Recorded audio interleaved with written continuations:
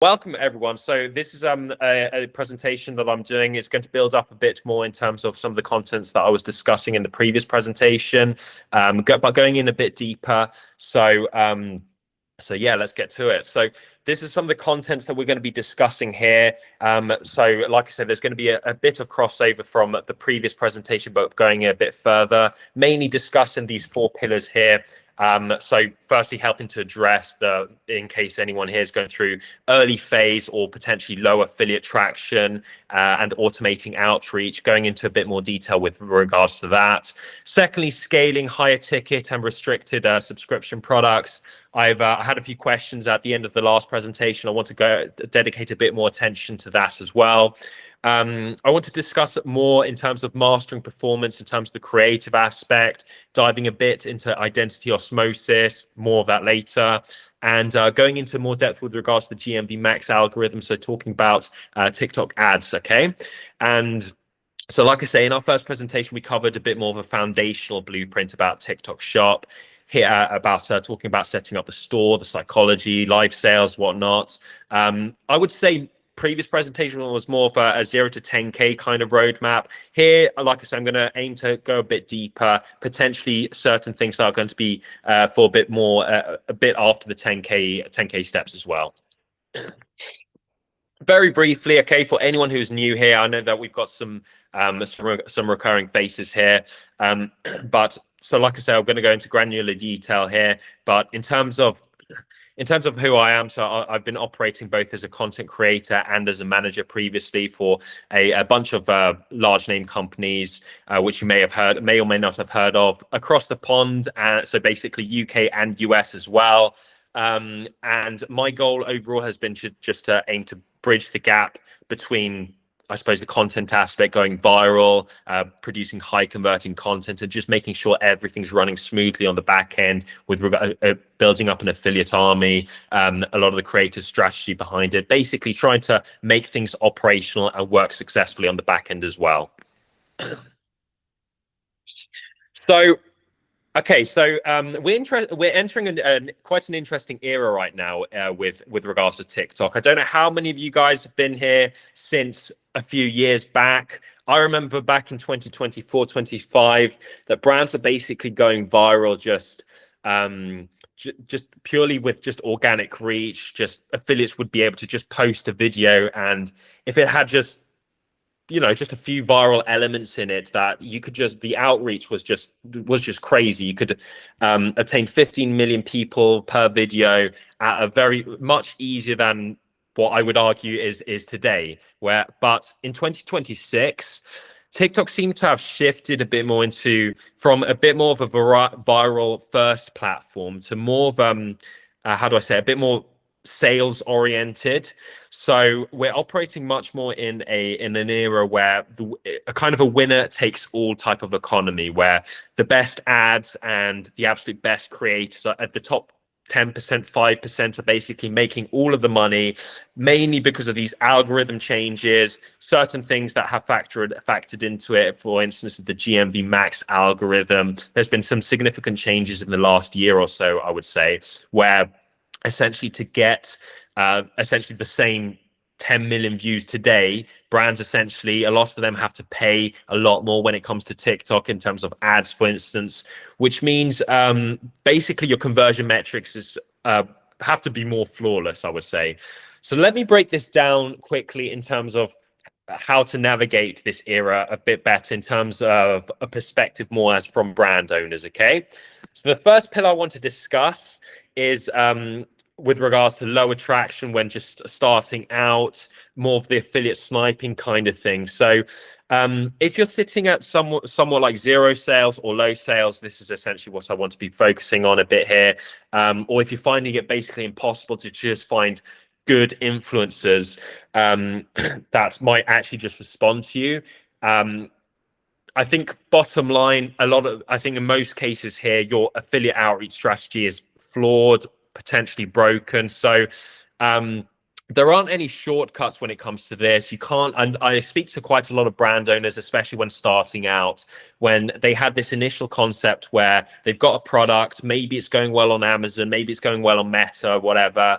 They just plug it into TikTok, maybe get a bot or something. They understand a few things here and there with regards to TikTok. They sign up for one of these automated bots like Groover, Reacher, Yuka, let it do its thing to reach out to affiliates to sell the product, and they think that it's going to turn up and bring in a lot of money that way. Well, as we've a lot of us have probably realized, it's a bit more complicated than that. You can't just expect that everyone's doing that in terms of brand owners. So obviously we need to be putting a bit more thought into it.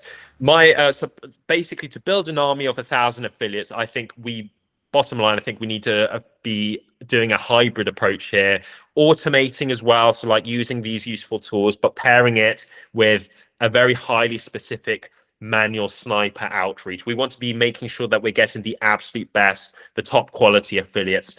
And that's why we need to be putting some thought into this. So with regards to the automated side, so what I mean here is using the bots to just send out outreach messages on a daily, weekly basis. So just a massive hurdle. So a massive hurdle new brand owners hit in this TikTok app is just this message ceiling. I discussed this in a bit more depth in the previous presentation, where essentially we have GMV tiers where we're limited in terms of the amount of affiliates we're able to reach out to on a weekly basis, excuse me. And where essentially if you've got very few sales, you're very highly restricted. So obviously we need to be putting in, especially at the beginning, a lot more effort into who we're actually targeting, who we're actually trying to bring on to sell our products, the brand products that we're looking to essentially expand on. To bypass the ceiling, we discussed several methods, like using certain outreach tools, using email bots as well within these tools, like from Groover, for instance, allows you to scrape certain emails of creators so that you're not limited with the actual in the TikTok messaging app. You can actually go further than that. And to set up the bots, your TikTok shop product ID and just deploying a punchy, just highly incentive script. We've discussed a lot of that.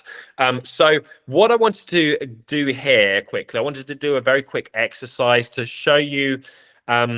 Basically, we get a lot of us will get a lot of outreach messages that way, and a lot of people looking for free samples, for instance, to actually sell our product.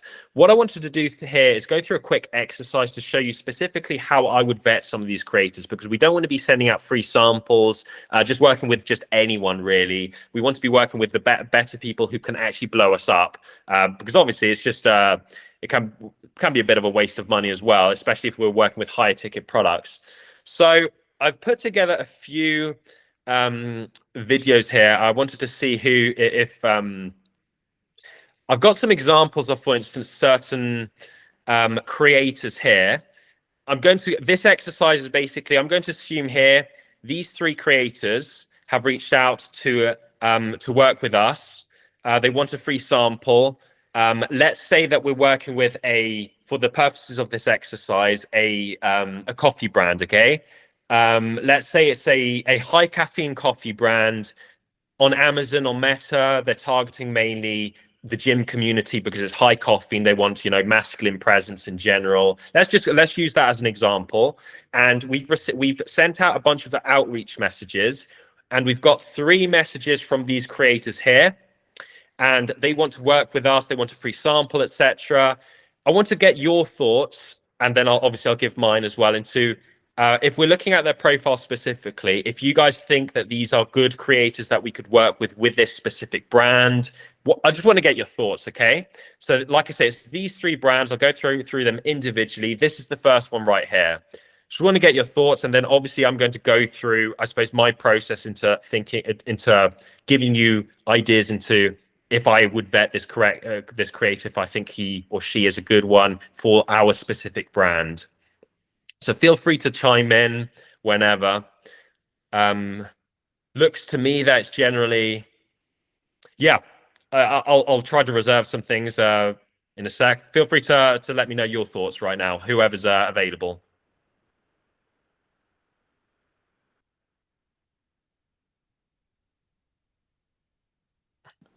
So So they have looking at they have yeah, sorry. supplements. So they have fragrances, supplements, healthy active lifestyle. So for a caffeinated beverage, this could work. You think that this could work? Okay. Okay, but mainly because of I'm hearing because of the similar type of products. Is that the main reasoning? Yeah, so they got some supplements in there. Again, it's pretty fragrance heavy, so they're pushing that. They got black seed oil. You know, these are all just like kind of types of stimulants for CPG. And if the person, you know, is living a healthy, active lifestyle, then I would accept them as a creator. You said this is for your Okay. coffee, the coffee brand, right? Yes. Specifically Okay. for this example, we're doing a coffee brand, a high caffeine coffee brand. Just imagine the type of thing that really pumps you up and a ideal target market, like I say, the gym bro community. Yeah, I mean it's average views look high. I don't know if that's inflated by bots or I don't know the comments and everything that's on the videos, but yeah, I would probably accept this creator for a coffee brand. But happy to hear your Fair thoughts. enough. Yeah. Anyone else got any thoughts before I chime in here? Well, I think it's good that they actually create the content, because some of the affiliates I've tried to hire through different services or whatever, they take your free sample and they don't even create the videos. So the fact that this creator is putting out a lot of content, a lot of videos, I think is a good sign that they're reliable. Fair enough. Okay. Yeah, I'm quite interested in getting you guys' thoughts. So one thing I probably should have clarified, which should have helped to clarify the previous comment was, so I'm assuming with all these creators, by the way, that they all meet the criteria in terms of my filtering criteria that, for instance, I'm putting out on Groover, on Reacher for affiliate outreach messages. So essentially, all of them are getting at least 2K GMV. They've got they're likely to actually make videos for our product here.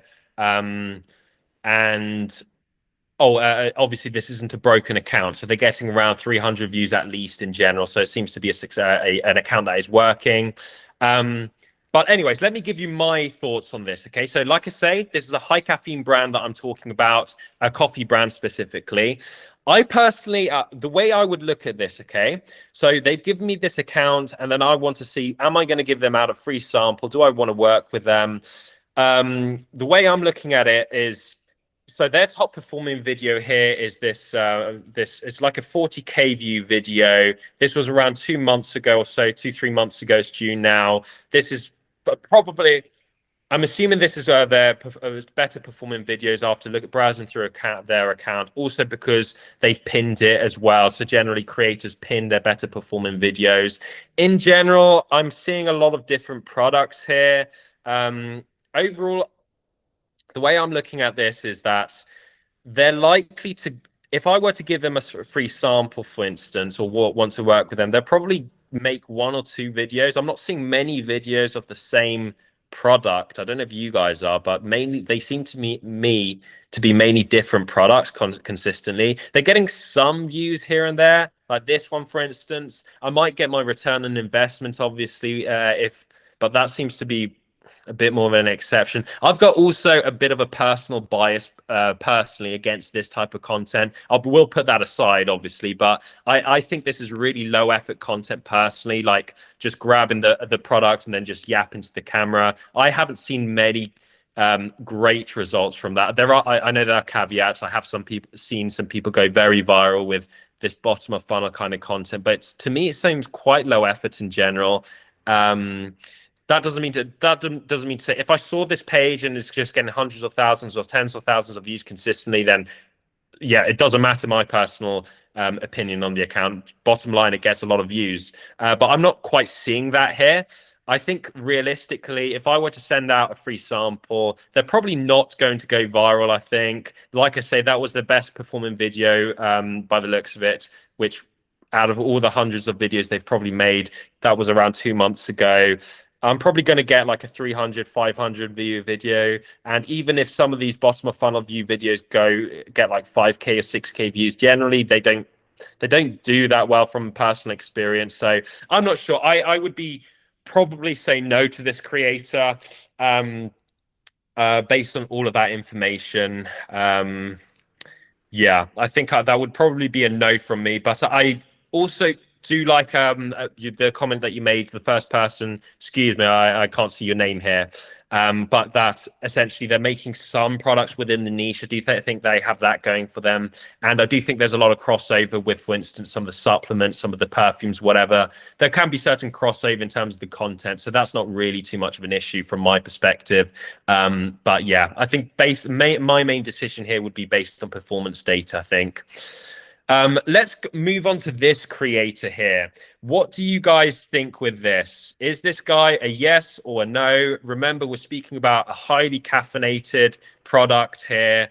Very masculine kind of ideal target market. Doesn't mean to say that we completely only want to work with those kind of people, but let's say that's the ideal target market that's been working outside of TikTok up to now.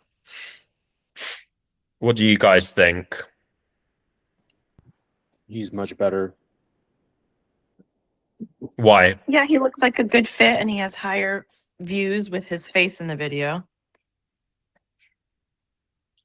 Yeah. He looks like he gets more in detail about the product. He puts the product right in front of the camera. He holds it there. Logos are visible. So yeah, I mean, his analytics are way higher. So yeah, I agree with you. I think even if his analytics were worse, obviously depends how much worse. I think this is an example of a very good creator, I would say.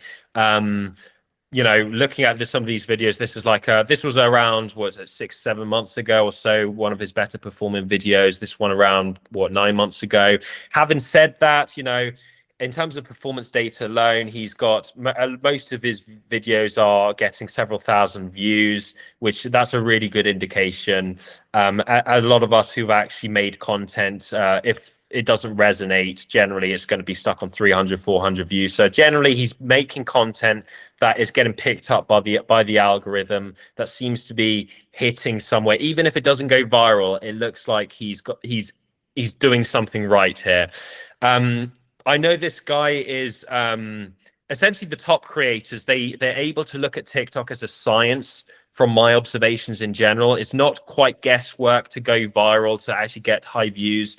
This guy, from what I can see, he's essentially taking advantage of. This is where you get a certain sixth sense after making content for a while. You understand that this guy, for instance, he's following certain trends and taking advantage of it to apply to the products that he's promoting. Like this, for instance, like I've seen personally this trend where they're using certain objects, for instance. So I can tell specifically that he's using certain props that are working cross niche, for instance. But even if you don't know that, you can just look at his performance data, obviously. The other really good thing that I like about this, which obviously helps us out as brand owners, is that he seems to be making content, multiple videos for the products that he's working with. Like, for instance, this dental product, I think I'm seeing quite a lot of dental videos. For instance, that's 3 there.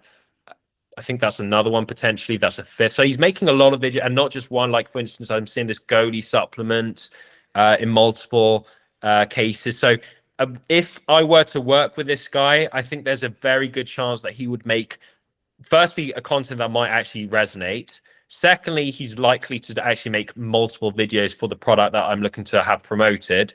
And thirdly, he seems to understand TikTok from a scientific perspective. So I would say this is a very good example of, if you ever get a creator like this, I think certainly do your best to accommodate him, make him feel happy with the product. Obviously depends what stage we're at, if we're able to give out retainers or not. If not, do what you can to actually make him feel as comfortable as possible, as happy as possible to work with your product. I would say that was a yes then. This is an interesting one here. I wanted to throw out yeah. Oh, Yes. sorry, I'm not sure how to raise my hand on this thing. No. Quick No. question. I've got this on full screen right now, so I'm not able to see others properly. But just Oh, okay. anyone, if you've got questions, feel free to chime in, please. Yeah, I was just wondering how you can tell that he's getting views. How can you tell they're Yeah, converting to sales? great question. If you look at the TikTok alone here, you're not going to find that information. What you will get, if this guy reaches out to you, he will show up on for instance, someone if he's requested, for instance, a free sample on the TikTok platform on Seller Central, you'll be able to see how much GMV he's been doing the last 30 days.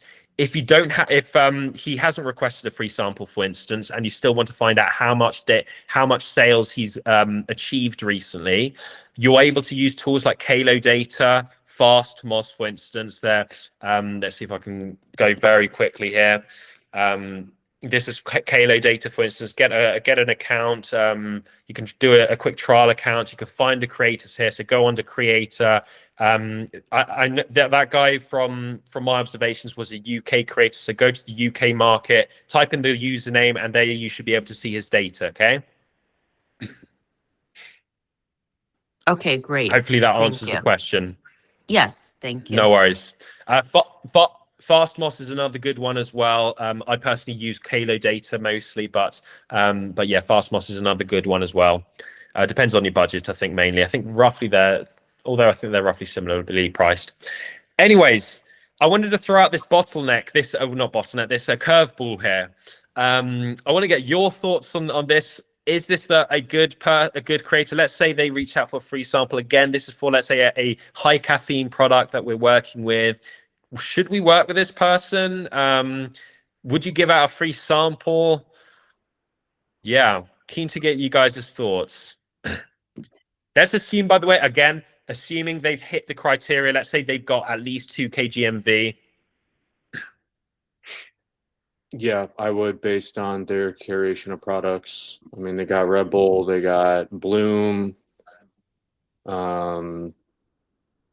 I mean, they're working with big brands, so I don't know if they're getting gifted this or they're just posting about it. But also, it looks like very generic content. So based on their thumbnails, actually, I probably wouldn't work with them. I don't support Colgate, Snickers, and all that trash. Okay, Personally. Fair enough. If you were Jason, putting can I your ask a question? yes, please do. So Jason, I have a bed and bath brand. We use 100% US based cotton, and it's organic, and made for American people. So I wanted to know, my stuff is premium. Like my bed sheets are $250. Like you don't find the same bed sheets at a Walmart or a Target, like a $30-$60 one. But again, they last you longer and so on and so forth. I don't want to make it a sales pitch here, but I want to know, how do we find creators, not just on TikTok, but also on Meta or any other platforms, who are working for as a commission-based creator? Not a lot of creators I've sent my product to, they just took the product and never created content. Okay. And my good stuff is question. expensive. Got it. That's a good question. So in this presentation, I will be covering more higher ticket products shortly. So I will go into that strategy a bit later. With very briefly answering your question. Obviously, I want to, by the way, generally speaking, in terms of questions, I'm going to leave most of it at the end for the Q&A. For questions in general, if we can. Generally speaking, if we can keep it relevant to the subject here, but just to briefly answer your question. So I went into more detail, which I think will be useful for you with a previous presentation. I can send you the link afterwards in terms of affiliate outreach, going into specifics with regards to that. With regards to high ticket products, you want to, in general, obviously you need to be vetting even harder. For this high caffeine example we're talking about, if we lose out a few packets, if we're sending out, it's not too big of a deal, because it's like, what, it costs like $10, $15, whatever. It's not a big deal. With high ticket products, obviously we need to be vetting a lot harder. I would recommend generally like if you're giving out free samples, you need to be I would be looking to work with more creators like this. For instance, the closer you are to this, you need to be at with higher ticket products. To get affiliates, I would recommend going onto something like Halo Data, Fastmoss. Go to similar competitors, people in the niche for your premium product that you're talking about. Get the list of the creators there and send out personalized messages to them to try to get them on board. Give them a healthy commission rate as well, as high as you can do, especially if you're starting out. And also implement a bot like a Groover bot, a Reacher bot, one of those tools so that you're able to send out affiliate messages on a daily basis. Okay. Hopefully that answers your question very briefly. With regards to the marketing aspect of it, I will go into depth of that in a bit, okay? So to go back to this, obviously to move this along a bit further, I think we had a comment, it was a bit of a yes, no. I kind of agree with you, by the way. So I'm on the fence with this creator. I personally don't like this kind of AI content. A lot of people generally don't like this content as well because it's like it feels slightly scammy. But putting personal differences aside, I have seen some AI content work well. Generally speaking, they get lower commission rates, generally speaking. But I would need to actually look at my answer to this is I would actually need to look at how much specifically a GMV they're actually making. If it's just on the 2K, roughly at just 2K, I would probably say no, simply because I'm not seeing a lot of encouragement, again, based on performance data. One of the things I do like is that they're making, in general, multiple videos for the same product. I think I'm seeing in certain occasions. Also, I've been seeing some, I think as it was correctly pointed out, I saw some Red Bull and some other products that are similar to the niche. So they might actually have some insights here. But in general, the performance data, I don't think it's significantly better than what the first creator was going for. Plus, it's AI in general, so probably a no. But there might be some potential based on some of the videos that I'm seeing here. They're doing some higher quality videos, not as in they're actually putting a bit of effort into it in terms of the copywriting, in terms of like the hooks and stuff like that. They seem to be making a bit more effort. I think, by the way, these videos here, that does look very low, but these were probably published yesterday or so you need to give it a bit more time. But anyways, I think that probably answers that. So like I say, I just wanted to go through this exercise quickly just to give you a bit of insights in terms of how I would start vetting creators. With higher ticket samples, obviously you need to be vetting even harder. Like, for instance, this type of creator here, I would probably not recommend, because obviously I think I heard like $250 premium bed sheets, for instance. That's like a lot of money for one person, where they might just get the bed sheets and run. So that's not so we need to be vetting even harder, I would say. But anyways, guys, I hope that gives you a better insight in terms of better vetting creators. Yeah, feel free to pipe in if you got any questions with regards to that. Otherwise, I'll carry on. I'll keep this moving, okay? And when you actually, so obviously on Seller Central on TikTok, we're therefore just, we get the option to reject or to actually move forward with the creator. So obviously we would reject them. The way I would go about doing this is reject, but you get an option in terms of which to give the reason to be able to, of why you're rejecting. I would usually do other, and then I would, it depends how you want to go about this, obviously, but I personally would rather try to keep a good relationship with those people, because I have seen some people, for instance, a few months later, they seem to understand TikTok better, and therefore they might be better suited to actually work with the product now that they understand it better. So I would advise against burning, I suppose, bridges with some of these people because they're not performing that well. The way I typically go about this is give them a reason, like something like an out of stock reason that you're just not able to give it out right now because it's out of stock. But at the same time, you're able to give them a better affiliate commission rate, so to make them feel valued. Like I say, this completely depends how you want to go about it, morally, ethically, however you choose. If you want to be completely honest, that's fine. That's your choice. Just giving it options in terms of how you could go about this, and because at the same time you can still make them feel valued, and if you're able to give them a good enough commission rate, they might buy the product themselves and actually make content for you if they actually really like the product. The best way, though, by far, to really blow up your account, to really blow up your brand on TikTok, you've got to go hunting for whales. Okay, what do I mean by this? I mean you want to be getting the best creators possible. I know that's very obvious, okay, but I'm just putting it out there regardless. The problem is, especially when we're earlier stage, the top creators, they have all the leverage. Some of us might think because we're the brand owner, we give out a free sample, whatever, that we've got no, you don't. Okay, get that out of your head. The top creators that are bringing in hundreds of thousands, $1 million, whatever, per month or per year, whatever, they've got all the leverage. They're the ones that can really blow up your brand and then get a bunch of other people to actually work with you that you've never even heard of, because they see your product, the videos performing well, and then all of a sudden other people want to join as well. How do we go about finding these people? This is the hard part, though, because top creators in general, they only want to work, generally speaking, with vetted products. They want to work with products that have seen some success, sales. Maybe they're in the top 10, 20 or so in Kalo data, Fastmoss, these tools. They're all using, the top creators are most likely using these tools and viewing the products from there. So if we can get onto those platforms based on GMV performance, that's where the gold can lie.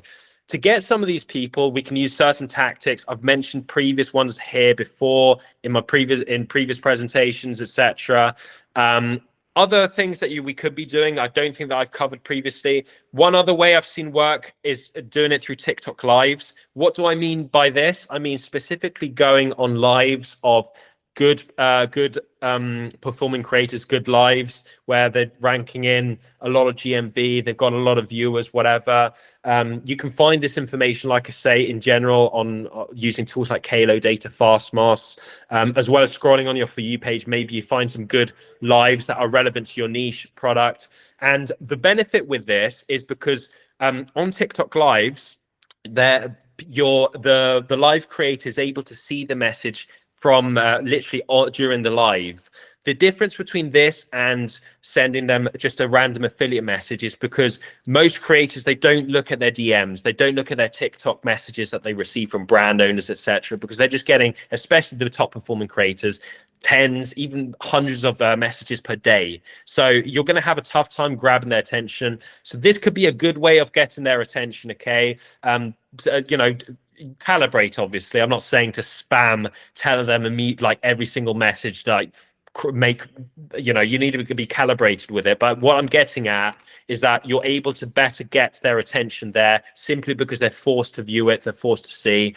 So this is a good way. And also don't forget, I know we've mainly been speaking about video creators in these presentations, but live creators, they're very, very good as well. Some of them are making much more money, some of them, than even video creators. So this isn't something to put aside either. Some products are better suited for lives as well. So this could be certainly a good alternative path for people potentially struggling or maybe having issues. Maybe they're with videos and maybe they want to implement more lives. So food for thought on that front as well. And also another strategy, like I say, it's hard to get creators' attention. But one of the things, a lot of affiliates, a lot of people, especially the top performing ones, they're part of communities. They're involved in Discord. What I have seen work is to join some of these TikTok communities. You can find them by scrolling on your For You page. There are people, for instance, try to coach how to be a good TikTok affiliate. If you're able to get into one of these communities, and then and obviously you need to check the rules, because a lot of these communities, they don't allow outside marketing. So that's not something that I'm advocating for. But you're able to get a list of the better creators, like some really good quality creators a lot of times. So look for these. You can look for these people on Discord. Again, scrolling on your For You page, you're able to better see where the communities are, and also, if you do join one of these communities and you're able to provide some sort of value there, whether it's to the community or to the actual owner of the community, and then arrange for some sort of deal potentially. So this is another good way of being able to get some of the better performing creators as well. So look for these are strategies that I've seen work recently, and yeah, so probably more important nowadays as it's even harder to get attention from creators. Okay, so I wanted to. So I know I've been talking quite a lot regarding regarding outreach. So let's move this along a bit more. I want to talk a bit more about higher ticket products, more restricted products. I had a couple of questions in the last presentation with regards to that. By the way, throughout this presentation, I'm just going to carry on talking for anyone who's just joined or recently joined. But please, if you've got any questions, feel free to stop me, interrupt, and just ask your question. By the way, otherwise I'll leave it for the Q&A. But yeah, so let's transition more into these restricted products. Okay, so I had like I say, a few questions with regards to medical products, doctor approved subscription products, for instance, and I've seen this be a bit less restricted in some other platforms, but when it comes strictly to TikTok here, TikTok is just, incredibly restrictive when it comes to this kind of content with regards to these kind of products. I think in general, even if you are able to get through, which you're going to have a tough time anyway, get through your product being successfully launched on Seller Center, literally on the TikTok app as something to purchase on TikTok Shop, even if you're able to get through that stage, you're still going to have a very tough time with regards to the content creation aspect itself. It's more or less restrictive depending on which region you're at, as in if you're US based, UK based, European, etc. In the US, luckily, the restrictions are a bit less. However, compliance claims are going to be very difficult with these types of products. It's difficult enough, for instance, with weight gain, weight loss products, like that's pretty difficult as it is. This is another level. So what I mean by this, you're able to freely make content, sure, but that doesn't mean that TikTok Shop's going to promote it. So you might get consistent violations when making this kind of content. It's like a minefield navigating the content creation aspect. And that's important for you because obviously if it's harder to actually make content for, it's going to be much harder to get affiliates to actually make that content. So this is the reason we need to understand it from that perspective as well. Bottom line, I do want to give you a quick strategy for these types of products for whoever is in this type of niche. What I would recommend in general, probably not a good strategy to prioritize TikTok Shop for this. However, I think you could make something work with TikTok Organic. What's the difference? So with TikTok Shop, I mean specifically where you register the product on the TikTok platform, where you're able to tag the product and then it's promoted on the video, where there's a quick shop link for it. That's TikTok Shop. With TikTok Organic, I mean just making just normal content, just content without a tag, without any product associated with it, but you're referencing them to a Shopify page or basically a page outside of the TikTok app. How would you do this? I would recommend having the website, the links to the product, whatever, on the bio of the account. You're only able to do that if you reach a certain threshold of amount of followers. So you can quickly do that. You can purchase a cheap account if you wanted to go down that route, if you really wanted to start from minute zero. Alternatively, though, if you're not even at 1,000 followers, you're probably not going to make much sales. So your first priority, regardless, is to make converting high quality content and develop some followers in that way. So bottom line, I would bring the eyeballs outside of the TikTok platform, bring them over to your Shopify site, your website, whatever it is. that's the game plan that I would recommend more for these restrictive products. The benefit of it, obviously, is that as well, one of the benefits of this is that in terms of the content creation aspect, it does become easier. TikTok Shop is a lot more restrictive than just normal organic TikTok content. So that doesn't mean to say that there's not going to be any restrictions, or you don't need to be careful with claims, but essentially it's a bit looser in terms of the wording, in terms of what you can and can't say. This is specifically what I would the way I would go about these types of products on TikTok. Okay. For higher ticket products, excuse me one sec. For higher ticket products, I think because obviously we had a question just a few minutes ago with regards to the to someone here doing a high ticket product. The good news is that I think you guys are joining, for anyone selling high ticket products, you're joining TikTok more at a stage where I think it's a more of an exciting stage, I think, actually, for you guys, because I remember 2-3 years ago when working with TikTok, that it was incredibly difficult, from, if I recall correctly, to find products that to find higher ticket products. I never used to find these, for instance, vacuum cleaners, TVs, whatever, on TikTok Shop, simply because just no one was promoting that way. It was a lot more just obviously just impulse purchases. So people who were purchasing on TikTok basically saw a video, liked the video, and maybe just purchased the product there and there. Obviously, this is a lot harder to do with high ticket products, because, you know, how would you guys go about purchasing, for instance, a TV, $500, $1,000 TV? You're probably going to look at the video. Maybe you're going to compare it with other videos. Maybe you're going to take some time to think about it, come back to it tomorrow, speak to your spouse, speak to your boyfriend, girlfriend, husband, whoever, and then make a decision. So, but having said that, I think this is a very good example of a brand that, for you guys doing high ticket products, to actually look at into a bit more depth. There, I would say Shark is setting more of the blueprint for higher ticket products. And since then, since they started, I'm seeing other stuff like for instance, treadmills, TVs, high ticket items. So it certainly can be done. These Shark, for instance, I'm pretty sure they're making, if I remember correctly, like over 1 million GMV per month. So certainly doable. And the reason for that is, let me give you some examples in terms of the marketing aspect, because I know I said that I would discuss this a bit more. So I wanted to just briefly go through marketing more for higher ticket products. Okay, so I've got some examples here.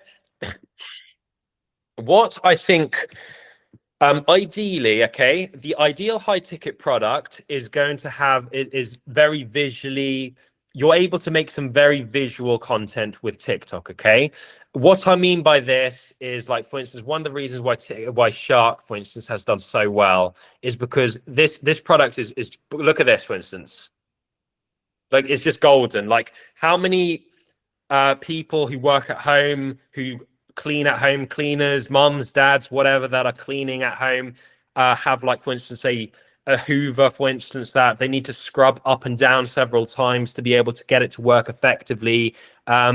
This is so visual, this, like, kind of before and after content. If you're able to make content with your higher ticket products that is as visually strong as this, like this kind of before and after kind of stuff, then you're probably onto something very good. What I've seen work very well, which Shark have done very well, is I remember this kind of content being more for this being basically YouTube videos, where essentially they're comparing a lot of, like, different products all in one. TikTok, essentially what they've done is boil it down into, like, instead of a 10-minute YouTube video, to like a 1-minute or 2-minute TikTok video. That's been working, like, this type of content's been working very well. So just look at what they're doing and aim to do something, aim to apply similar principles to your product is what I would recommend. They're, like I say, they're setting out the blueprint for higher ticket products. If you don't have a very clear before and after or high visual thing, there are other ways, you know, there's a lot of ways to skin a cat, as they say. This is a very good example. For instance, this creator, I think he made quite a lot of money. Just look how native this is. Overall with TikTok, you want to be making organic content. Like, this is very good. You don't need high production budgets or anything like that. This is just a guy. So he's selling a treadmill here. Okay. Why does this work so well? Simply because a lot of who doesn't watch TV, for instance, a lot of people are watching TV, sitting at home. Maybe a lot of these resonate with, okay, maybe I'm getting overweight. Maybe I should be careful with what I eat. And this guy, he's giving a reason why this could be a good investment. So like people watching Love Island or whatever that was at home, that you could be getting your steps in at the same time. And this looks a bit like a skit. So this type of native content, do stuff like this, I would say. This is another good example. Yeah. So how do we know So- which content is going to go viral? I think that's up to You- luck, right? We don't You really don't. know what's going to go viral. There's no guarantee of going viral, okay? So that's one thing, one caveat I will say. What you can do is you can put a lot of things in your favor to maximize the possibility for it, simply by understanding TikTok better. This is why I'm quite going into quite a lot of depth in terms of the content aspect. In this presentation alone, I've been speaking a lot about content, simply because the more you understand this, the better you're going to be able to perform from a managerial perspective as well. You're going to be able to better screen out affiliates. If you're making your own content, you know, that's another thing, but you'll be able to understand who's more likely to actually perform, okay? This what I'm looking for with specific creators, for instance, I know this guy is doing a lot of money, for instance. Not all of his videos go viral, as you see, but this guy clearly understands TikTok because, like, looking at his content, for instance, I'm seeing this kind of Snapchat skit content, for instance, which is very, very native to TikTok. I've seen this cross niche, cross products. A lot of people are doing this style of content, so you immediately know that this guy is better suited for TikTok and potentially better suited for your product. And also you're able to also remember, use tools like Kalo data, Fastmask, look up that creator, and then you're able to see how much sales he's actually making for the product. For this specific TV product, he's making a lot of money. I remember looking at this particular guy, for instance. He's got 100K views in this particular video. If he were doing, I think you mentioned bed sheets was your product. If he's doing something of a similar niche, you know, this would be a very good guy to actually reach out to, arrange some sort of retainer deal, or if you're unable to get him through just commissions alone. Do you see what I mean here? Like, in terms of the content, you're looking down, you're seeing good performance data. Like I say, there's no guarantee that you can that he will or she will go viral, but you're able to stack certain things in your favor by just understanding just from the content creation perspective a lot better. Does that make sense? Is there do I have any questions on this front at all, or anything further with regards to high ticket content? For Kalo data and Fastmask, is there a subscription fee attached to it, or these free Yes. platforms? Yes, there is a subscription fee for Kalo data. If I remember correctly, I think it's $80 a month. Worthwhile investment if you're doing high ticket products, and I would say for 80% plus of brand owners, it's definitely worth it. I'd say Kalo data, either Kalo data or Fastmask. You don't need both. Okay. Certainly, it's an investment. You need to invest. It's a worthwhile investment, I would say. And we don't have to Especially like continuously do it, right? Do it for 3 months and see what we get. Correct? Sorry, could you repeat that? I think you So said something about 3 basically, months. we don't have to keep paying it for the whole year, right? Try it for like a month or two, see if the creators are working out, and then we can always cancel. With Kalo data fast, all these subscription products, you're always able to cancel. You're able, if you're skeptical or if you've got low budgets, I would do, you know, a monthly subscription. You're paying $80 a month. Obviously for the yearly subscription, that's less. But in general, if you want to scale a brand on TikTok, you know, I heard 3 months. You're going to have to dedicate time and energy and money to it. So if you're only working on a 3-month window, that is very short, especially for high ticket products where you've got essentially you're working against the what's the phrase? Essentially, you've got another thing against you with the fact that it's just more of an expensive product. So you should be for any TikTok brand, you should be looking at it for more than a 3-month perspective. So change strategies with them. Kalo data is not just for TikTok. Is it for everything, or is it just specific? Halo data is for TikTok. You're not going to get useful data for Instagram or YouTube or anything like that. It's purely for TikTok. TikTok Shop, I think, is only for TikTok Shop. Okay. Cool. Right. If there's no other questions, I'll keep plowing through. Like I say, feel free to interrupt if there's anything else as well. But like I say, I wanted to give a bit of a game plan in terms of higher ticket products. Hopefully that gives you some ideas. Like I say, take a look at some of these big brands for creating the blueprint for it, okay? It's not easy to do high ticket products, but you are in a good situation right now where there's just more momentum with it. And I think that's probably going to carry on as well. That's going to increase a lot more. So yeah, ever-changing environment, obviously. What did I want to finish off with? So in terms of, and yeah, like I say, you want to be making this into more of a predictive model. This goes for high ticket, low ticket products, but especially for higher ticket products. What I mean by this is that you want to be figuring out specifically how many views in general you need to get in order to make a sale. So, because if you're able to predict, if you're able to say, for instance, I can sell a TV at 28K views, then you know specifically how much, it's not as much guesswork. It can be a lot more predictive. So just having a benchmark in terms of how many views you're able to get per sale, make everything as performance-based as possible, looking at performance data, okay? To minimize guesswork on this front, especially for higher ticket products, okay? Is what you need to be looking into. Okay, so let's move on to the next pillar, copywriting.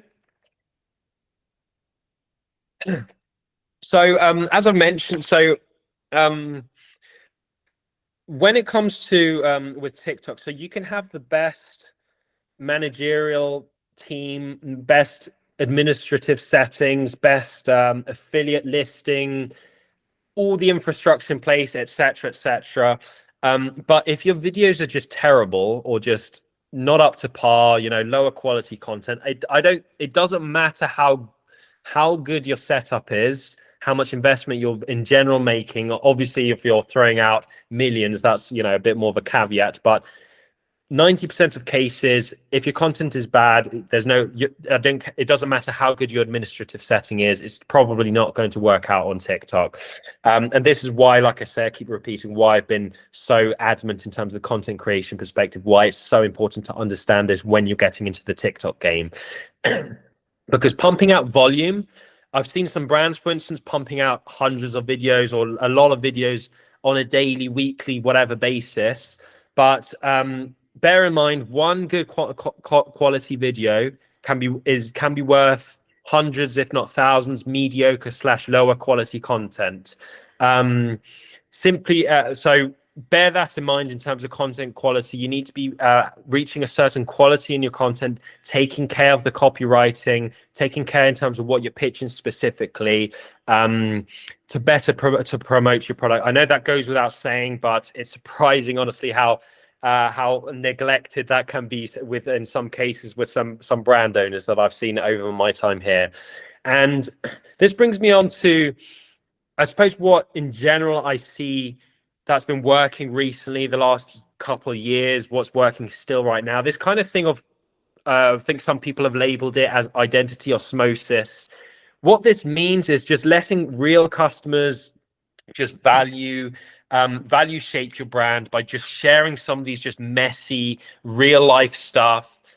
Like I mentioned, it doesn't need to be polished content. It can literally be just someone just like they've got a phone, literally just yap into the camera, just doing a native native normal story but seems authentic, real, like this isn't too high effort. Like you can literally get a tripod, get a camera, go to the street, and then just have a fake microphone if that's too much hassle, and just like speak these kind of street quality content. For instance, you could be pumping this kind of stuff, or you might not even need to leave your room. Just making content like this looks like a work desk.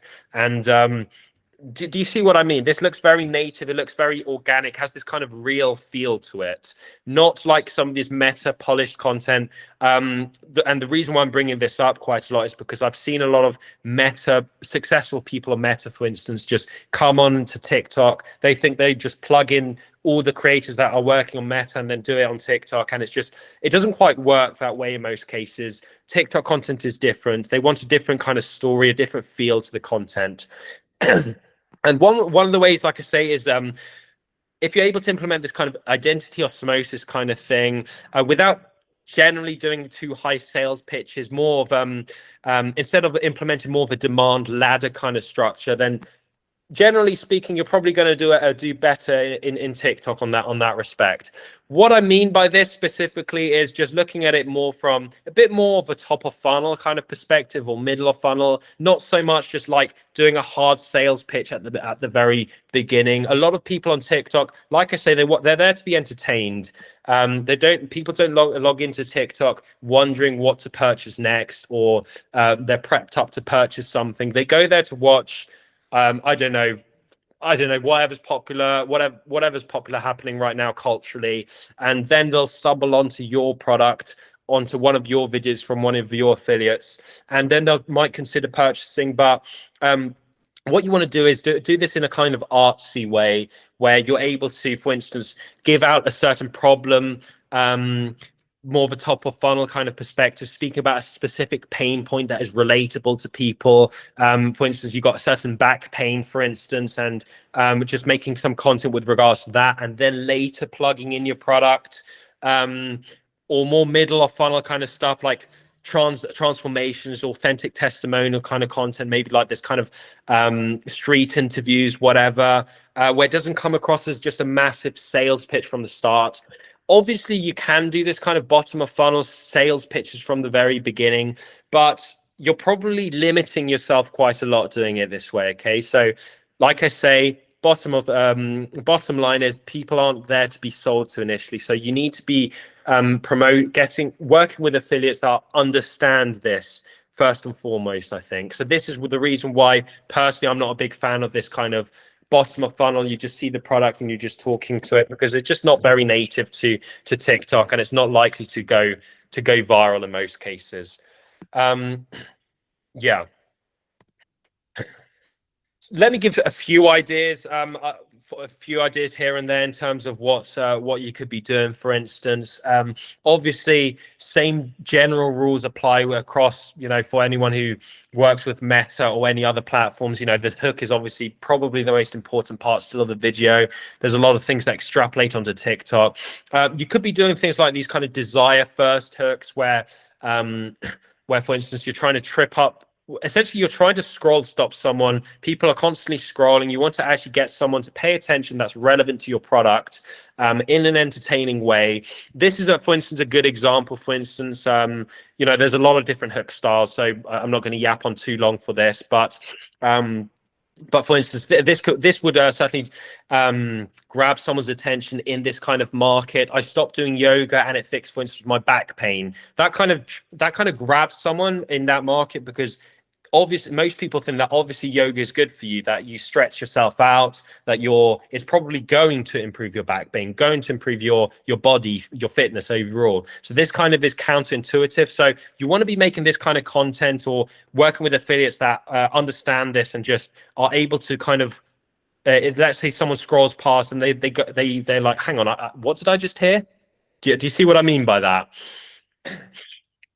I know that's very abstract what I'm mentioning, but in terms of content itself, if this is something that you're looking to work on for your own brand page as well, one general rule, maybe not so much of a rule, but one general thing that I've seen work very well across various different brands is essentially don't try and reinvent the wheel. Okay, aim to see what's already working out there recently and implement that same framework and concept that was already successful onto your product, onto your brand, and then you're more likely to see success. I know that's very abstract, so I want to give a very quick example for anyone out here who is making their own content, their own brand content, for instance. This should hopefully help to visualize things a lot better for you guys, okay? So I want to give you, in terms of my mindset with this, I was trying to sell this kind of a health supplement, okay? This was a to improve your stomach. It's this kind of green superfood kind of thing, okay? This was for a UK brand. This is a different video that I saw, okay? So the reason I'm pointing this out is because you could be applying these kind of concepts for your brand, looking for affiliates that understand this, okay? So this is why it's useful. So this particular video that I took personal inspiration from was this kind of Shark Tank video. For anyone who's unfamiliar with this is a famous US TV program with investors who look to invest in people's products that actually pitch to them, okay? This video specifically this illustrates more the entertainment aspect. So as opposed to literally just plugging in the product from the get-go, this person here has been speaking about this Shark Tank product, this neuro gum product that they're promoting here, seeing what the sharks are talking about, certain problems associated with it, maybe their concerns, etc.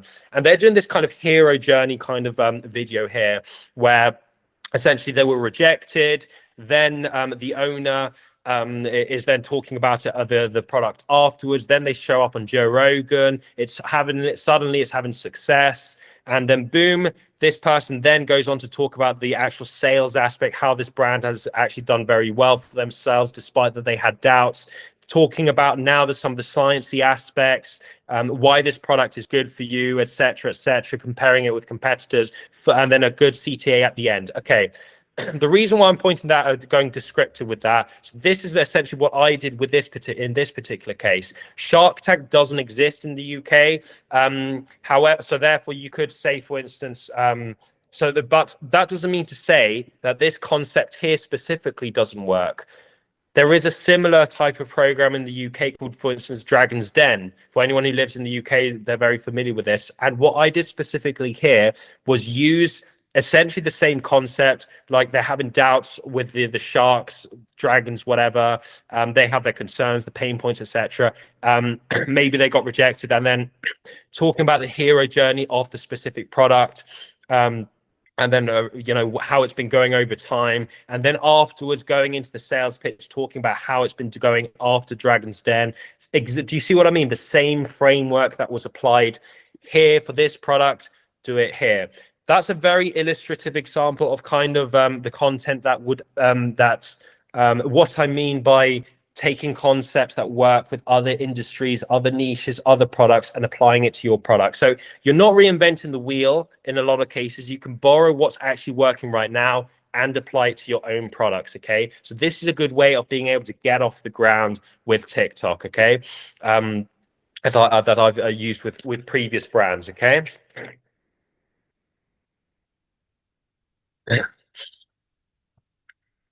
So so hopefully that gives you a good example, okay? I don't want to obviously go on too long with regards to that. Let's see how we're doing for time as well. I think I've got a bit more time. Like I say, if you've got any other questions, feel free to chime in the meantime. It doesn't need to be as complex as also, just need, in that specific example, relying on a completely different TV show. It can be a lot simpler than that.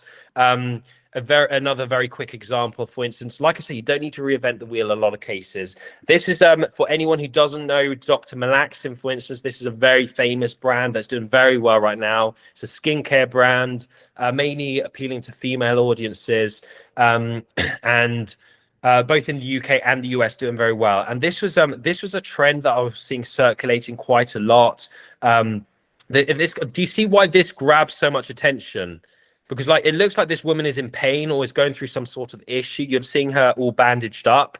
And I would say that's most of the reason why this was actually successful. Not so much the copywriting for the rest of it, but just the hook alone, this really attention grabbing concept. But maybe you've seen this kind of content circulating around. You don't need to reinvent the wheel. Or you could, for instance, in that particular case, this kind of content was working very well. However, that was mainly they were mainly seeing women do that type of content. Why not get a man instead, a younger man as well? It's like completely different, targets different demographics. Maybe it targets a bit better younger audiences, younger women, for instance, or maybe some men here and there. Do you see what I mean? You don't need to necessarily reinvent the wheel. You can do a lot of, so essentially he's done the same kind of concept, but applying it with like a male creator in this particular case. So yeah, these are the kind of ideas, these are the kind of things that you could be sending off to your affiliate network, to the people that are working with your particular brand. If you're seeing something work, put your own spin to it, a bit like this. And this guy, he did very well. He made a lot of money just making that. And that would certainly help to blow up your brand from the get-go. Okay, so I've spoken quite a lot about the content aspect. I've been dialing that quite a lot. I want to spend some time now talking about GMV Max, okay? Because a lot of us are having issues with GMV Max. Maybe we don't know where to start, what to do specifically for this. But, excuse me. But this is something that's just been changing TikTok overall, the GMV Max platform. For anyone who doesn't know, GMV Max is the system. Excuse me, got a bit of a cough here.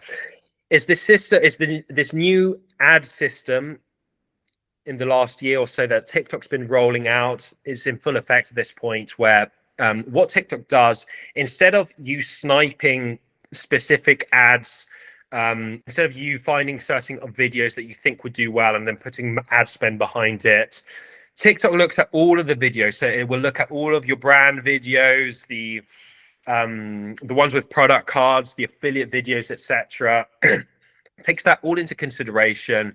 All you do in general is put a specific ROAS goal, specific spend goal, and just let TikTok do its thing. TikTok will find which ones do better according to which ones are favoring the algorithm, and then boom, it's going to put ad spend on there to help you actually attain a certain ROAS, a certain goals that you're looking for. Okay, which sounds great, doesn't it? I wanted to actually mention some of the, discuss this obviously in a bit more depth, but I don't want people to get 100% too carried away with this as well. You need to be conscious in terms of some of the issues associated with this, some of the things that you need to know. One of the main things I would say is that GMV Max is a blender, okay? What I mean by this is a system where essentially you put a certain target ROI, certain spend goal, whatever, takes all of that into consideration. But what you might not know is that it takes into, you may have seen like some crazy ROAS, crazy ROIs of certain accounts, certain people promoting like 10x, 12x ROAS, whatever. The reason for this is because GMV Max doesn't differentiate in terms of the final ROI, the thing that it's calibrating towards. It doesn't differentiate between organic content and ads content, okay? So what I mean, so this is the reason why we see some of this more inflated ROI in certain cases. TikTok, the ROI is the metric of all of these put together. So it's the paid ads, the organics, the affiliate sales divided by just the ad spend. So this is why we can get some really inflated GMV Max. So for instance, if we're putting minimum ad spend behind a certain campaign, but we've got quite a lot of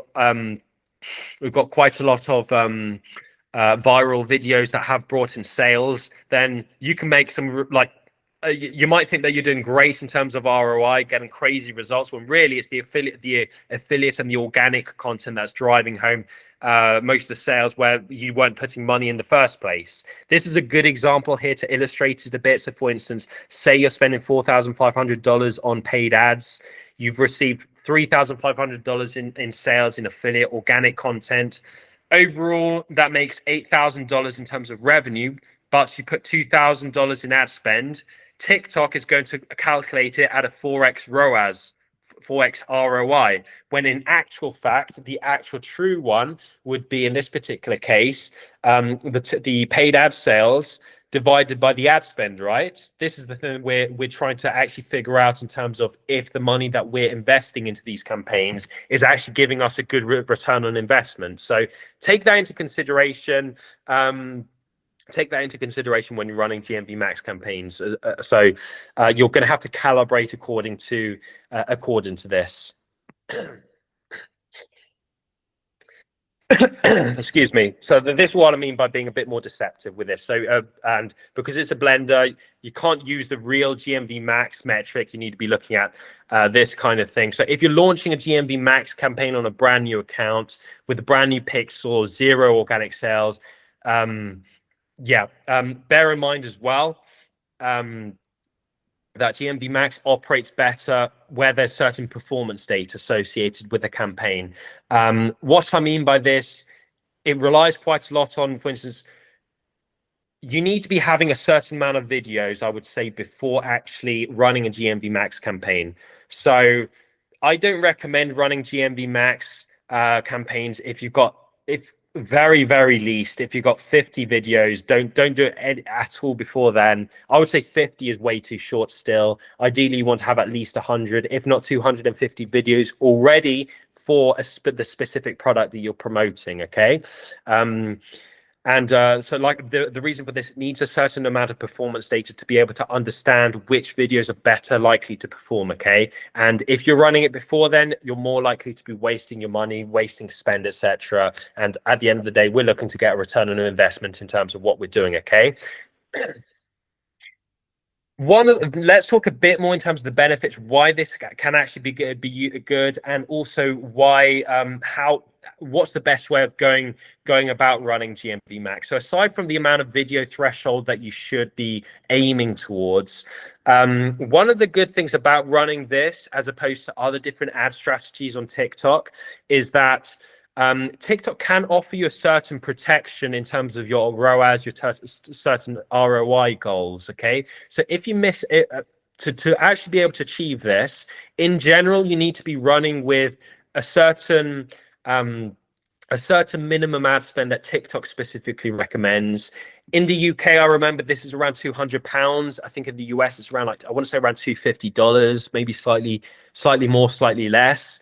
And putting this together with a certain ROI goal, if you actually work with TikTok on that front and you don't achieve the ROI that you're looking for, TikTok can offer you certain ad credits. So let's say you missed out on the certain goal, well, TikTok can offer you certain ad credits where you're not spending as much or even on certain ads in certain cases.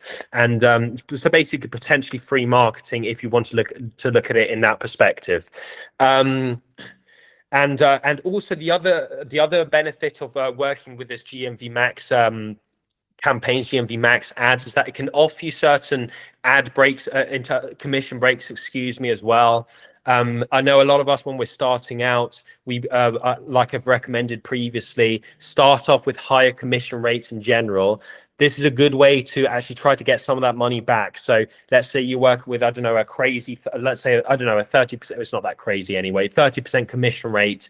And obviously you want to be getting some money back. So if you work with TikTok, it can return you, I think I've seen something like 7-9% in general commission rate back. So instead of spending 30% to affiliates who are actually promoting your products, you're spending 23% now. So this is the benefit of working with this as well as obviously the main one being that there's no guesswork. TikTok puts out spend where you're more likely to actually get your money back. And in a lot of cases, what I've seen from my experience is if the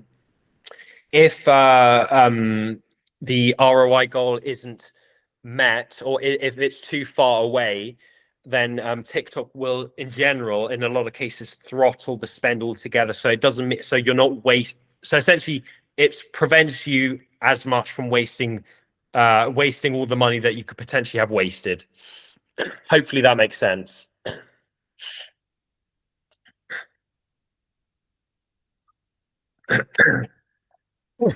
Let's say we get a a successful GMV Max campaign. You know, we're getting some data in, it's actually looking all right.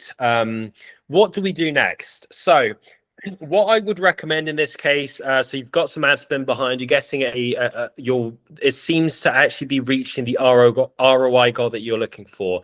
Don't go about shocking the algorithm, okay? Don't go about changing it from, say, for instance, you're operating at a 2.5x ROAS, and suddenly you're changing it to a 7x or 8x. Don't do that. That's like too distant.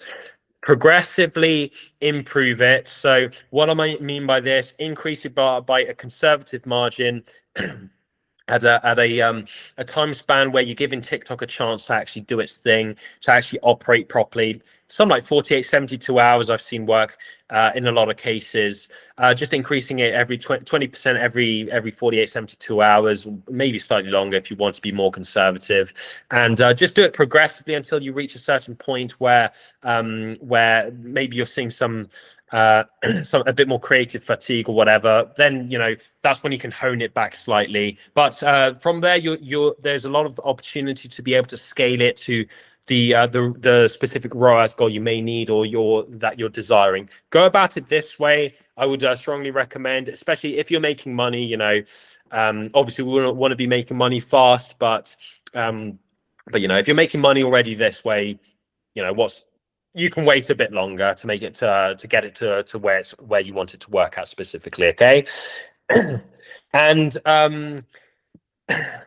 the other thing that I wanted to mention here is I wanted to talk a bit more about ad fatigue. So because I briefly touched on that previously. What happens when you start to flatline? So for instance, you're scaling your ROAS to a certain threshold, and then maybe you're getting some ad fatigue. What do I mean by this? I mean that people are getting fed up of seeing your content. Maybe it's being too heavily promoted and people are just scrolling past more quickly. Generally speaking, a good indicator to understand if you're falling into more of an ad fatigue category is if your sales are coming up mainly from bottom of funnel, product card kind of content. Excuse me. This is generally an indicator from my experience that people are getting a bit more fed up of your content. So what do we do in these kind of scenarios? Okay, it comes down to the same point as what we've been talking about previously. We need to just be feeding TikTok GMV Max with just new, better, new angles, new creatives, bottom line. So new angles, new ideas, new iterations. We don't need to necessarily reinvent the wheel, like I've been mentioning. That Neuro whatever brand that I've been seeing them do their same content, literally pretty much the same angle for years at this point. I think like 3 years, to basically milking that Shark Tank content, for instance. So so like I said, there are just various ways you can do new iterations, but essentially bottom line is you need to be giving, this is why it's so important to have the affiliate outreach, a bunch of people making content on a daily, weekly basis, because then you're able to feed GMV Max, feed TikTok, more creatives. TikTok's an engine, it needs its fuel. Its fuel is the creatives in this particular case. So please get all the infrastructure in place to be able to maximize the most, because you'll find on TikTok in general, as opposed to, for instance, other platforms, there's a reason why there's a term called TikTok brain, because there's a very low attention span here. So if the same content is being circulated over and over, your GMV Max campaign is going to have a relatively low lifespan in that frame. I think let's see. Okay. Whereabouts? So in terms of, and like I've mentioned, I think I've mentioned, one final thing I wanted to bring up in terms of GMV Max. I know a lot of us are working with different products within our brand. If we're going with a coffee example, for instance, like I've mentioned previously, maybe you've got, I don't know, a high caffeine coffee, maybe you've got mushroom coffee, maybe you've got this and there, some other stuff. Please don't lump in all of your products into one GMV Max campaign, okay? I know it's inconvenient, especially if we're working with lower budgets as well, but you're going to confuse TikTok. You're going to confuse it with you're going to confuse the campaign itself if you'd go about it this way. Simply because just think about it logically. Certain products appeal more to certain audiences. They serve different purposes in a lot of cases. With the coffee example, for instance, there's a community presumably more associated for high caffeine. For a mushroom coffee, for instance, maybe that appeals more to women, more to older people. I don't know. But essentially, do you get what I mean? They're different audiences, different demographics. So bundling all in one is going to confuse TikTok. So bottom line is, have this, do separate campaigns for separate products.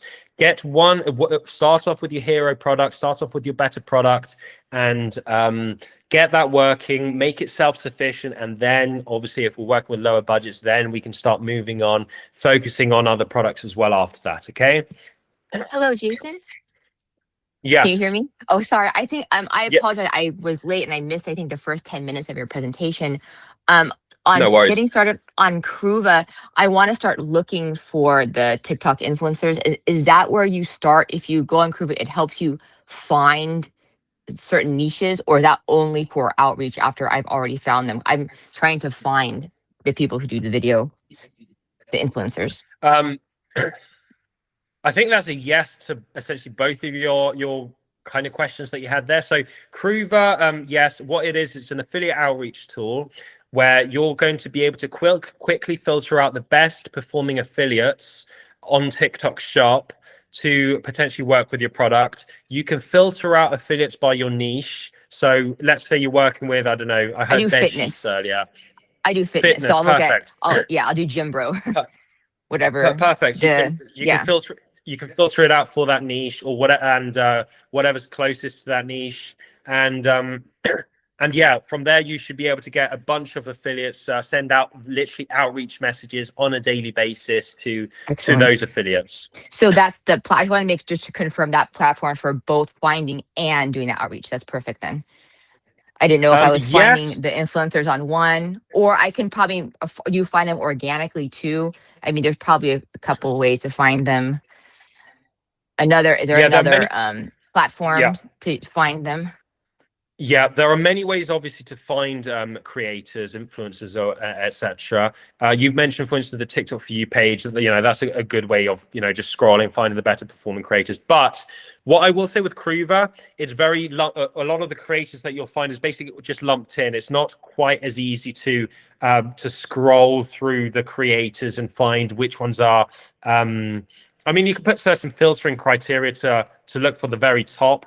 What I would typically do, as I've mentioned, is get a tool like Kalo Data or FastMoss, where you can literally go into competitors, look at competitors' data, to look at their sales, and from there also you're able to see the top performing creators. In your case, in the fitness niche, for instance, for whatever similar.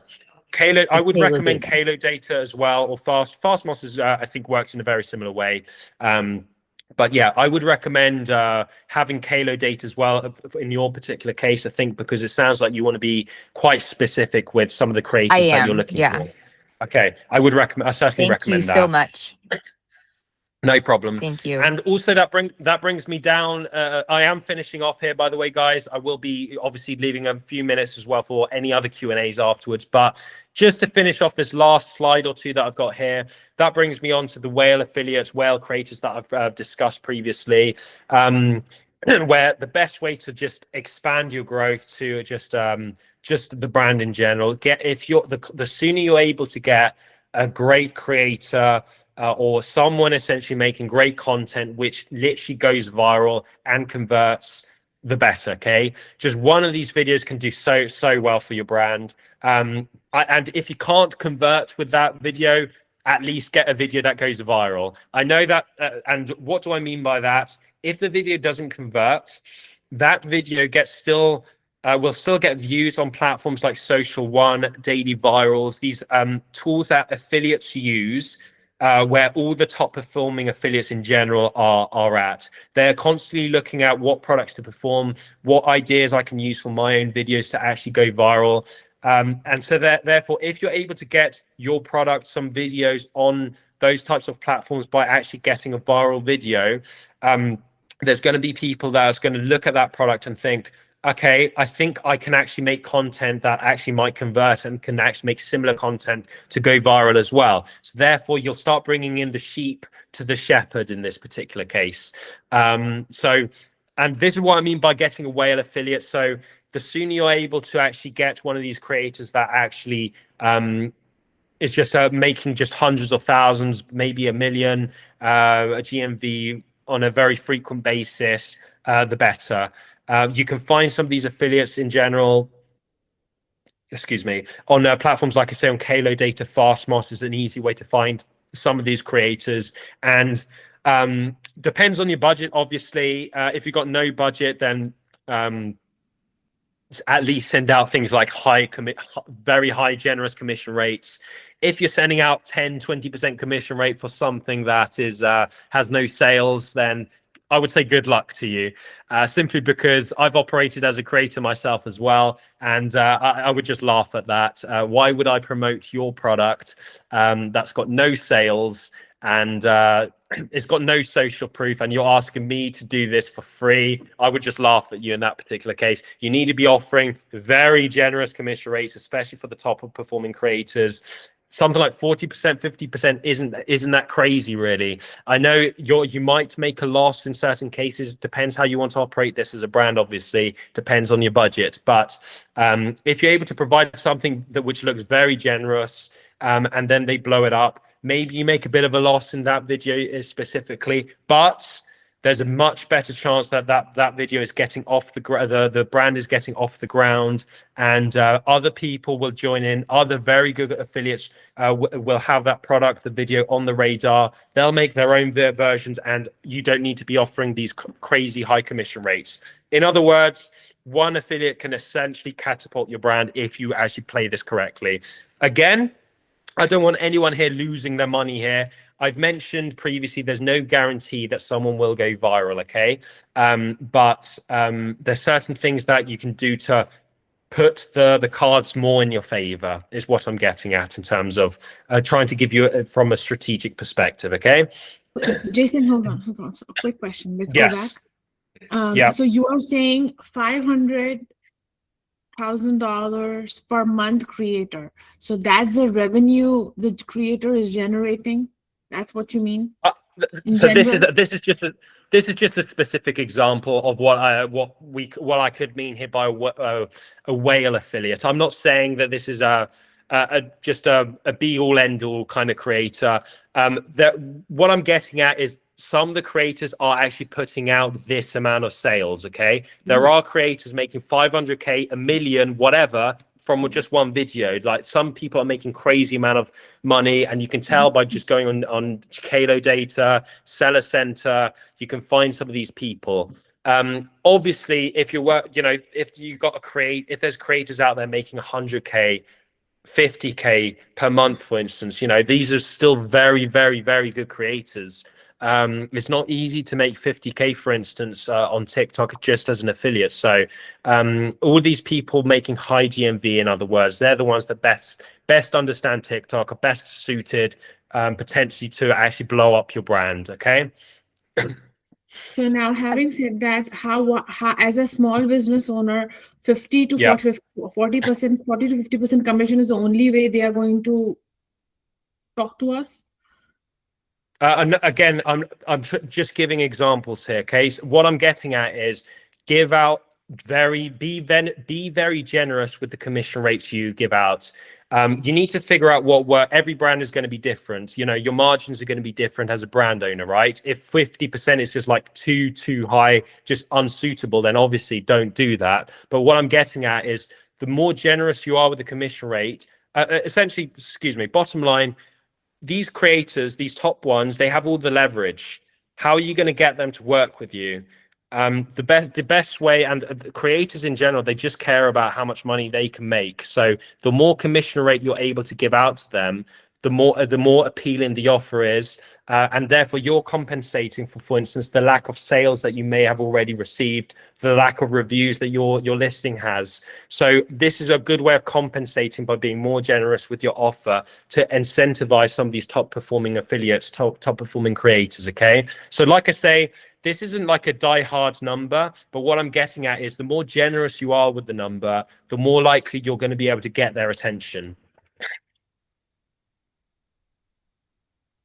Okay. Jason, how do you find the influencers on the Seller Central? Is there a button on the side? I'm not logged into my Seller Central, but when I go in there, what is the method of finding them? Yeah, excuse me. I think I did mention Seller Center previously. It's not great for finding creators that you can find creators. What you can do, for instance, the way I typically use Seller Center is where if I'm scrolling my For You page and just looking for creators for instance, a brand, and I come across this woman, man, whoever, who is very good. From there, I can get their TikTok username, plug it into Seller Center, and then from there, if I recall correctly, I think you can see their GMV, how much money they're actually making on TikTok.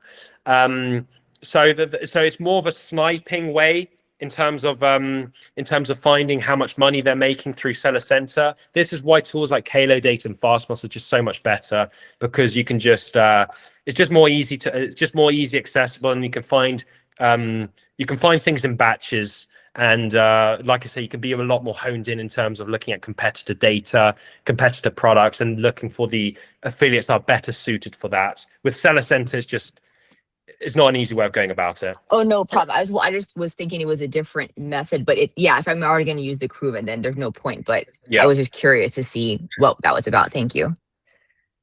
Yeah, I think Seller Center works well when, for instance, I have I use email bots on Career, for instance, and from there, a lot of times from just the email bots alone, I'm not able to see actual performance data. So so I get them to give me their username, and from there I can go onto Seller Center, look up the actual creator, look up how much money they're making, etc.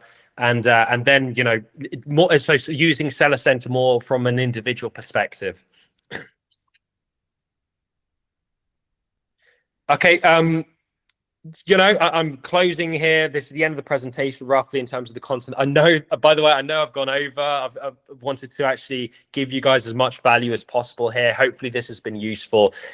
Very quickly to recap. So in terms of the first part that we discussed, so we need to be building up our affiliate funnel, move away from a certain perspective of just setting up a Career, reach a Yuka account, and just letting the AI do all the work. We need to be putting some effort as well in terms of filtering out the right people to work with the right commission rates, etc. Developing these relationships. So it's not so much of a passive thing. I've gone into a lot more depth with regards to this. I know I've had a few questions here. I've gone into a lot more depth in a previous presentation. If you don't have it accessible, feel free to send me a message here after the presentation, and I can link it to you. Excuse me. And in terms of higher ticket medical items, like I mentioned, restricted items. So with restricted items, generally speaking, TikTok Shop, you're going to have a harder time. Aim more for a TikTok organic strategy, I would go with. With higher ticket items, you're joining more of an exciting time, I would say. I'm seeing a lot more potential for higher ticket items. I'm seeing them more available, and yeah, take inspiration, take advice from some of the better performing brands like Shark. I think that's the only one that comes to mind right now, but look at these and still implement these native organic contents strategies that are working with impulse purchases with lower ticket items as well. When it comes to your copywriting, implement things like a demand ladder. Aim to just eliminate fluff in general. Make sure, I know it goes without saying, but make sure your copywriting, your hooks are always on point. You don't need to be reinventing the wheel so much. It can be a lot easier than what you think. Look at what's working, implement successful frameworks onto your product, and boom, the next thing you know, you might have a very well-performing video content that is driving your brand forward. And then finally, with regards to GMV Max, don't forget to calculate your blended ROAS. Don't rely specifically on the ROI, the ROAS that TikTok specifically gives you. Generally, work with this with at least 100 videos. If you're desperate, and really need to go quickly and can afford to waste some money, you can start with 50, but not best practice. 100 to 50 videos ideally. I would say 250, and yeah, work according to recommended budgets as well, and scale conservatively. Just basically give TikTok all the tools it needs, and work with it sensibly to be able to get the most out of the platform in this specific case. And finally, the brand owners obviously that are doing well this year in 2026 and onwards with regards to GMV Max are the ones that aren't just, like I say, like with Kruva, with Reacher, just setting up a bot and leaving it. No, they're the ones that are inputting things daily. They're the ones that are keeping on top of obviously the performance data, everything, feeding all the right content that it needs in order to operate properly, and building relationships with the top 1% of creators, and essentially treating whoever's actually driving the brand forward as effectively as possible. Thanks a lot, everyone, for your time here. If anyone does have any more questions, I do appreciate all the questions I've had up to now, but any other questions, I'd like to actually dedicate some time right now for that here.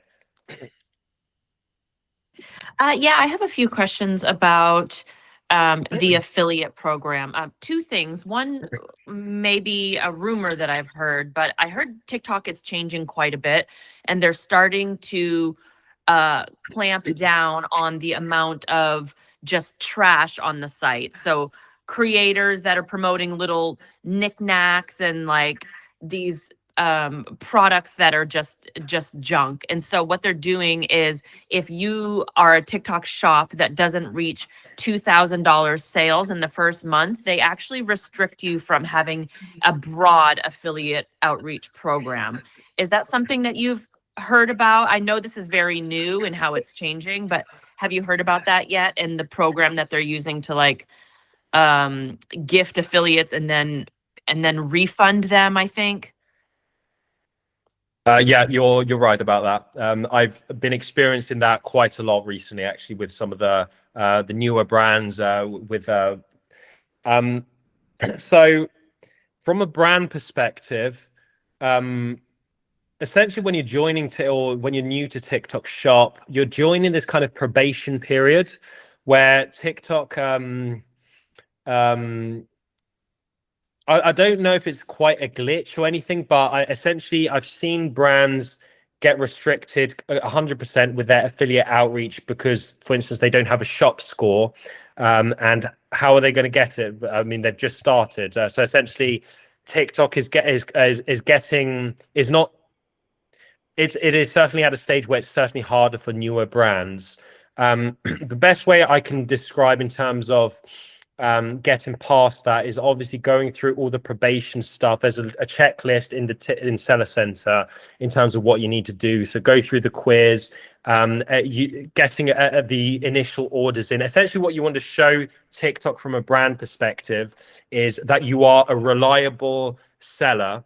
So essentially, if customers are purchasing from your shop, that they are likely to get the product, get good customer service, get a product that is actually of good quality. So if you're getting a lot of low quality ratings, then you should probably take a step back, work on improving your product, whatever, to be able to get your shop score, to get things up to scratch. So that's from a brand perspective, okay?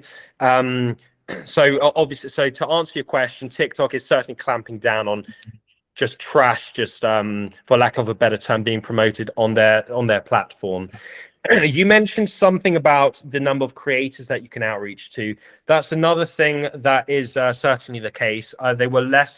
This was less restrictive in the past, but now you can't be, for instance, for anyone who's using these outreach bots, you can't be sending out, you might think, I'll just get the most expensive subscription and send out 10,000, 100,000 messages a day.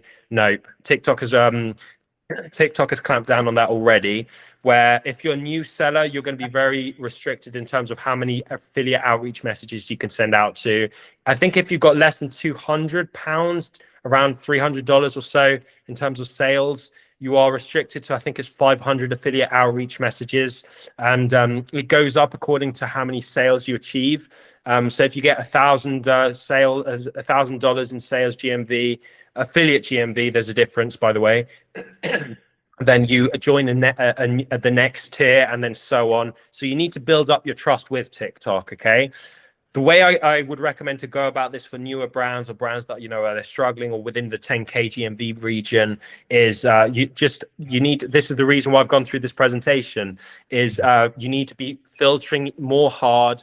Your affiliate messages count more, especially at earlier stages, because if you're limited to 500 outreach messages a day, then you want to make sure each one of those messages counts, because otherwise you're limited for the entire week. So play that clever, intelligently. Like I said, I've gone through some strategies here in order to best position you guys for that.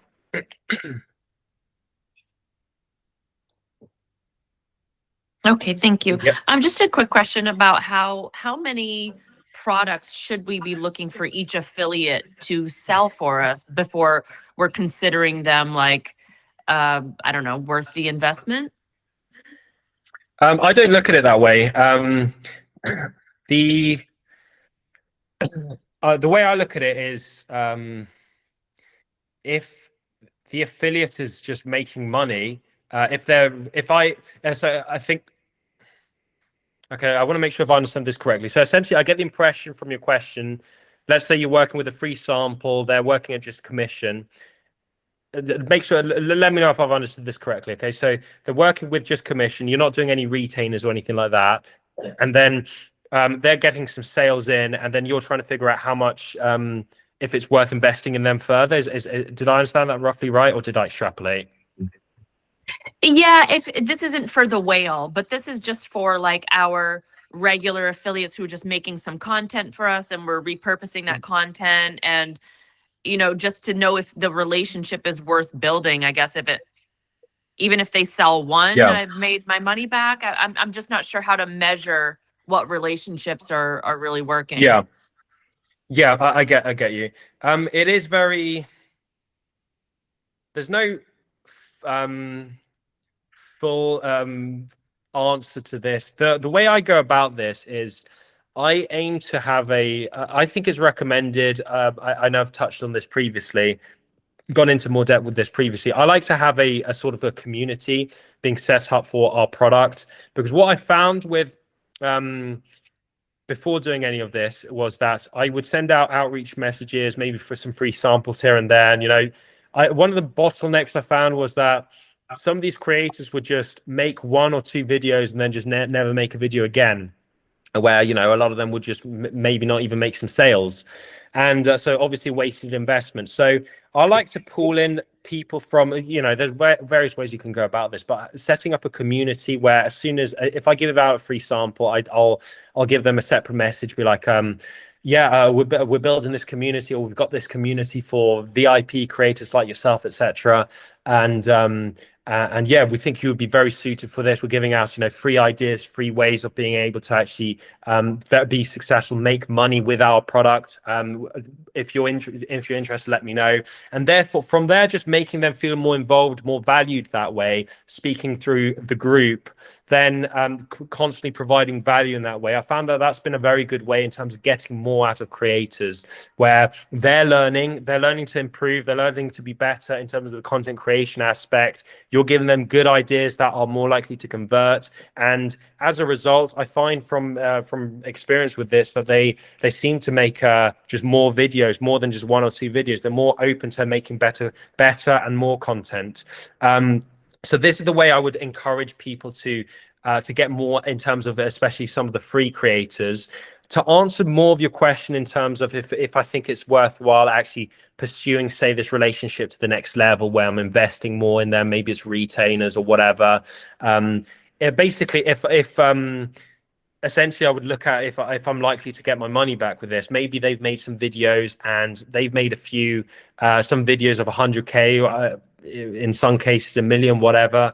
And you know, if you've got some creators that are doing well in that sense, then you know, make ways to improve that relationship. You know, make them feel appreciated and known, and yeah, when it makes sense in terms of a budget perspective, offer them retainers as well, and offer them a certain retainer where you're just looking at how much money you're looking to give them, and then how much money they're likely to give you based on their performance data of what they've been able to provide to your brand up to now. Mm-hmm. Okay, thank you. Jason, I have a question, and it actually pertains to what you were just answering. Yeah. Was I sometimes will have like somebody who will make like you said, one video, you know, it's kind of like, oh, I have this product and they have potential. And when is it an appropriate time? Because I know you worked as an influencer where I would say, you know, I have this idea for a hook. Do you think that you would want to do it? Because I don't know when is appropriate to ever say that, because that's how I feel I am right now. I have people who are kind of unboxing, but I need the hooks. I need, you know, I like the script. When is it okay to ask if they want to do a script with us? Okay. Sorry, I was doing a couple of things here, so just make sure that I understood this correctly. So essentially, you're at a situation where you're getting some creators in, and they're making their content, but you're looking to have a bit more specific content, right? Whether, for instance, you're looking to like TikTok, ideally get them to do, ideally get them to do a certain hook, or at least, or just a certain script, certain video itself. Generally speaking, I think generally you need to, there's no ideal way of going about, no perfect way of going about this, because essentially you're working with free will, depending on whichever way you want to look into this, where essentially if you're giving them retainers, maybe you can be more restrictive in terms of the content. You can tell them a bit more in terms of what you're looking for specifically. So but that's not going to be the case of video. Yeah, where you're paying them, obviously you can be a lot more dialed in. You can kind of tell them. A bit of course. In general, though, when it comes to TikTok, I think it's always, generally speaking, it is better to let people do their own thing in general, because they have certain elements or certain value that they're able to bring through their own persona, through their own content that they make. And stuff that you probably don't even imagine, or some things that you don't think are important, but specifically resonate with their own audience, their own community, and then they can actually deliver that for your product. So I would generally encourage to keep this kind of free reign, let them do their thing. But the way, if you do want to get people to do more specific content, the way I would go about this is going, like I say, having this kind of community set up is a good way of going about it, where you're not telling people you need to be making this content, you need to be making this hook. The way you're framing it is you're putting messages on a daily, bi-daily, whatever basis, saying things like, for instance, this content is what has been working very well. I think a lot of you guys could actually really capitalize on this. I think some creators here are perfect for this kind of video. This person made X amount of dollars, and then maybe show them a screenshot from Kalo data or whatever, showing how much money they made with a specific video to give them obvious visual proof. And then you could give your own recommendation, say, I would do this video. This hook specifically is working perfectly, or keep it similar. This script is working perfectly, so do pretty much the same, if not the same, or something similar. Do you get what I'm saying here? So in other words, absolutely, you're giving them, yes, that's you're what I giving was them an thinking. incentive. Okay, so community, yeah, exactly. Yeah, Kind of ideas, throwing ideas around for them. Exactly. What I meant, instead of not like a written script, but just kind of like, okay, maybe let's go this direction. And when you say you're setting up community, where am I messaging them? Is it like an email, or are you saying like a specific app that I'm communicating these ideas to them through? I mean, there's a lot of ways of going about this. Depends what you're most comfortable with. You can do this through WhatsApp. You can do this through Discord. Okay, so like just anyway. About it. Oh, okay. Anyway, just Yeah. the message. Okay. No problem. Yeah, Thank you so much. probably Yeah. no worries. I would probably recommend either Discord channel or just set up a WhatsApp business account, and just have a big group of people on there. You know, you're giving your daily ideas. It doesn't need to be too sophisticated, the channel, Right. especially when you're starting out. For instance, when you're at the level of, for instance, like Boom Boom, Neurogum, Catacord, you know, these massive brands on TikTok, then it makes a lot more sense to be more dialed in and having things like leaderboards and a bunch of other channels associated with it. But if you're starting out, just something where you're able to speak to the community as a whole and giving them, you know, daily viral ideas or you know, things that you need to get off your chest can go a long way. Just something as simple as that. Yeah, that's a great idea. Thank you so much. Yeah, no worries. Any other questions? I think I've got time for one more question. If anyone does have any other questions, yeah, happy to take it on now.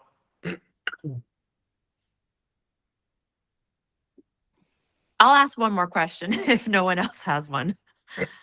Sure.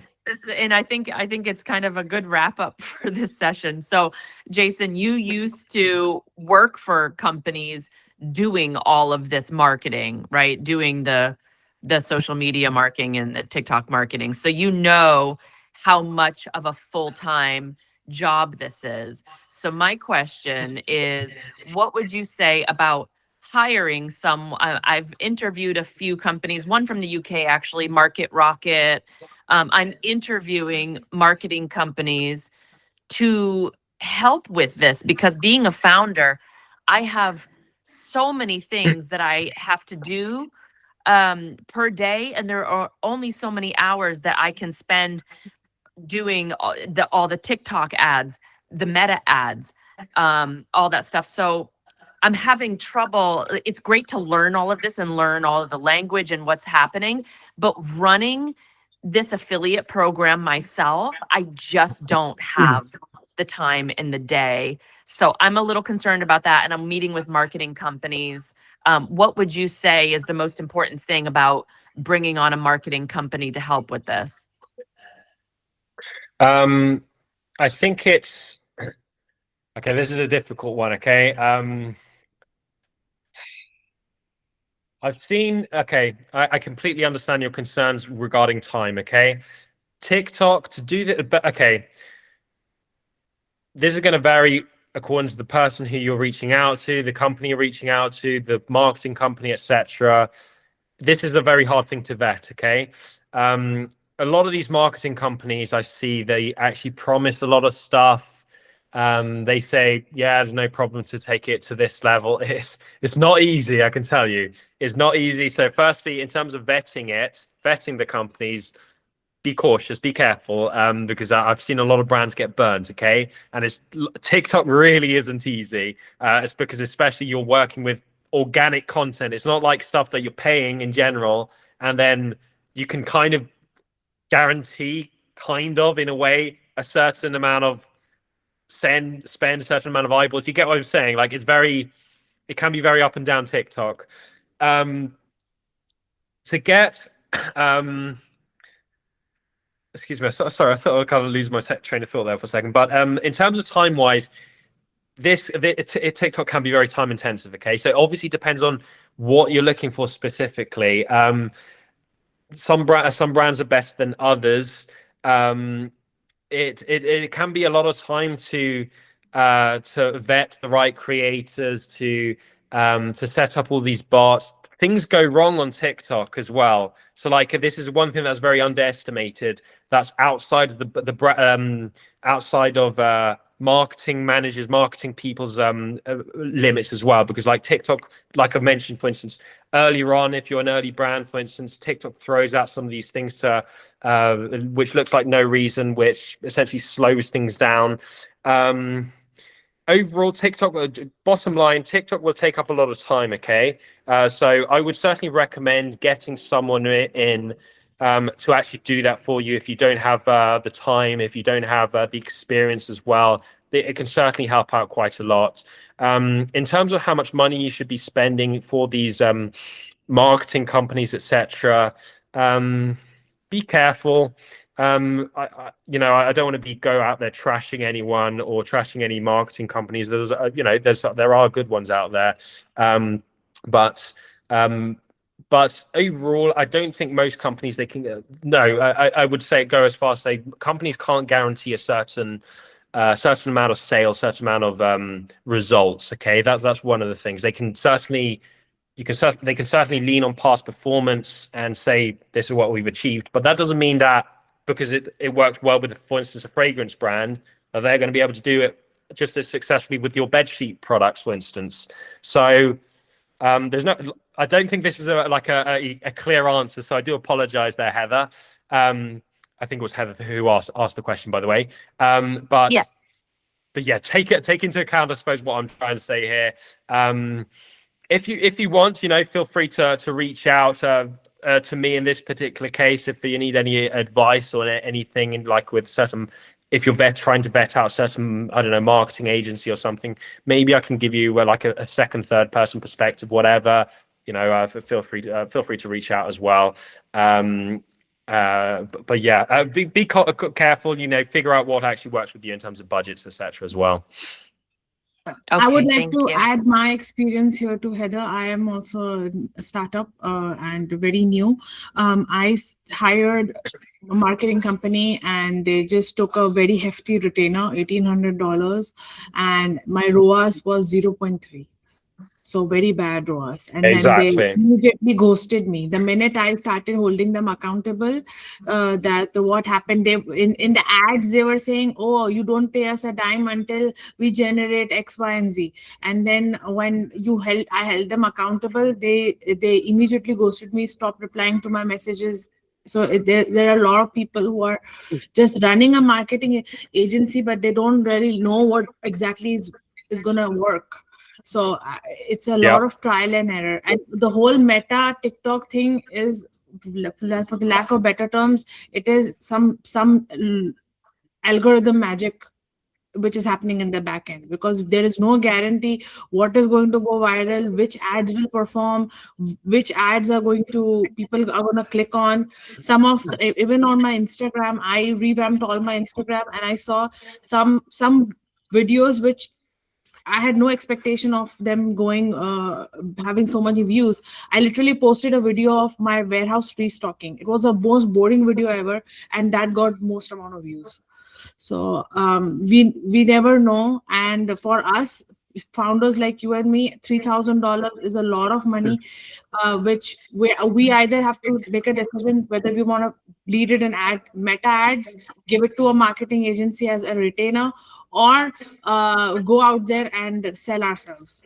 So it's sort of, that's a decision we have to. What I would say, Fatima, I do agree with you with this is what I was trying to bring across to Heather, that you do need to be careful with the marketing agencies that you do reach out to. There are a lot of scammers when it comes to the TikTok industry, unfortunately, not just with the brands itself, just with a lot of just other things in general. So I think that's the case with a lot of industries, to be fair, though. However, generally speaking, I think it's just a general rule of life. If you do actually spend just a low amount of investment in general, prepare to expect lower results. Some of the better brands, I've seen, for instance, brands like, for instance, Creators Corner. I don't know how familiar you are with you guys with. There are another ones that are at this level as well. They get good. A lot of them, they certainly get good results, and because they're vetting the creators a lot more. However, you do need to pay a lot more money. So this isn't a lot of cases. You need to be having a certain budget. So. One of the challenges, obviously, is, if you're early stage, you're just going to have to be smart in terms of how you go about this. The one thing that I will challenge Fatima on, though, is that there is a certain science to TikTok. I would challenge the aspect in terms of it being just guesswork or just random in terms of going viral. I don't think that is the case. From having worked as a creator and as a manager as well, there are things that you can certainly put in your favor. I've got accounts, for instance, as a creator myself, where I've got one particular account, for instance, that literally viral video after viral video is like 20 viral video. Out of 20 videos, it's got like 15 viral videos, 100K plus. So what this videos what I'm go getting at. viral, Jason? Yes. Then why don't you Yes. do a video for all of us? That's well, that's certainly something to think about. But what I'm getting at, Fatima, though, is to bring this seriously, is that from my personal experience, like I say, I've operated it as like looking at it more as a science way. So this is what I mean in terms of the vetting the creators. The best creators, they are able to understand that there is a certain shortcut, I want to say, in terms of going viral, getting better quality content. So like I say, there is a certain science to it. There are ways to minimize risk. TikTok, though, isn't easy. So like I said, there aren't guarantees, but there are certain things that we can do from a brand perspective to put things more in our favor. See, Jason, one of the videos even you guys have for influencer advantage, in that the ad, you guys actually say that we help you find creators who work on commission-based program only, right? And who work just purely on commission, and you don't pay them until they generate results. So how are we, as all of us are brand owners here, how do we find those people? And where is that list of which you guys have put together as an agency whom we can contact? Because that's a lot of work which is already done for us, because we have already paid you guys, right? So if there is a list and we all are, like me, Heather, Michael, all of us can go and contact these creators, and they're already vetted creators, that saves a lot of time for us. And no party platform piece. Why do we pay? Why should we pay Kalo Data and all of these people too? There's just firstly, I don't have a list in terms of the better marketing agencies, better people. This is just something that obviously you just need to find the right people yourself. It's the case with just any industry, really. You need to find the right people. My advice for you is to take on board, the information. Like I say, I don't have a dog in this fight in terms of I'm trying here in terms of this presentation, give you tools, give you information that you guys can take on, and to understand more from a creative perspective, from a managerial perspective, all different angles, so that you can make better informed decisions and to pose better questions to, for instance, certain marketing agencies. You can, now that you've got more information on GMV Max, you can start hone in specifically what their strategy is with it, what they're looking to do. Are you looking to do it immediately? We don't have 100, we only have 20 videos. You only want to do GMV Max, you're just going to burn all my money. Do you see what I'm saying? It's like I'm equipping you with all these tools to be able to make better informed decisions in this case. With regards to actually paying all these other tools, it is what it is. You're just going to have to get I hate to say it this way, but you're just going to have to make an investment. It's like TikTok, just as like other industries, other businesses, you need to invest to be able to actually achieve success on this platform. With Meta, you need to pay for ads, right? You're not going to get ads for free.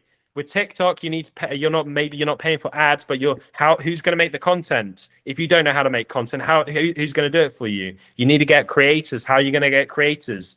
You need to go. If you can't, I'm equipping you with all these strategies that you can implement to try to bring in the better performing people. This is why I'm quite big on vet hard, get the whale affiliates, get the top affiliates, because like I say, what I'm trying to do is trying to minimize the amount of guesswork and put the cards more in the brand's hands as possible. Okay, hopefully that answers your question somewhat.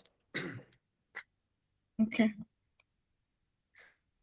Right, guys, I think this has been I do appreciate all the comments here. This has been, from my perspective, a very productive conversation. I hope, I've been able to give you guys information here to take on board, to be useful. I'm trying to give you guys, like I say, a neutral perspective. I know that a lot of companies, for instance, that they say, this is easy. I'll easily make 100K for you guys. They promise you the world, and then some of you guys get burnt. Like, that's very unfortunate. So all this information is I'm giving you is to better equip you guys, to prevent you guys from making, for instance, certain financial decisions like this, to better equip you. Or even if you wanted to go about this yourself, you have the time, then, you know, you can use a lot of this information here to do this for yourself as well.